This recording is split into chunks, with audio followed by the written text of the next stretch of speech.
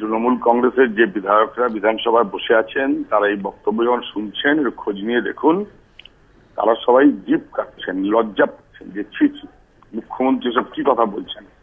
এখন উনি যেটা চাইছেন সেটা হচ্ছে বিরোধী দলের নেতা কিছু পরামর্শ দিলে সেটাকে উনি জ্ঞান বলে মনে করছেন। কেননা উনি যাদের জ্ঞান শুনতে অভ্যস্ত তারাই রাজ্যের সব বিশিষ্ট মানুষ।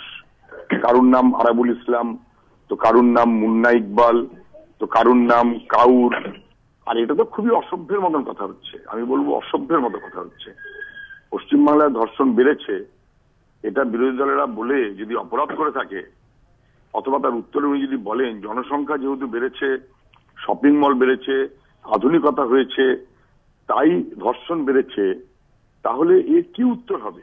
শপিং মলে যারা যায়, বিশেষ করে কম বয়সী তরুণ প্রজন্ম, এই কথাটা বলার মধ্য দিয়ে তরুণ প্রজন্মকে কার্যত উনি ব্যঙ্গ করলেন, বিদ্রুপ করলেন, এবং এই ঘটনার জন্য তরুণ প্রজন্মকে দায়ী করছেন। ধর্ষণের জন্য উনি দায়ী করছেন তরুণ প্রজন্মকে। ওনার উচিত ছিল নিজেকে দায়ী করা, যে আমি পার্ক স্ট্রিট কাণ্ডের পর সাজানো ঘটনা বলার মধ্য দিয়ে প্রশ্রয় দিয়েছি। এর বিরোধিতা করা দরকার ছিল, যেটা করার মতো হিম্মত অথবা যোগ্যতা ওনার নেই।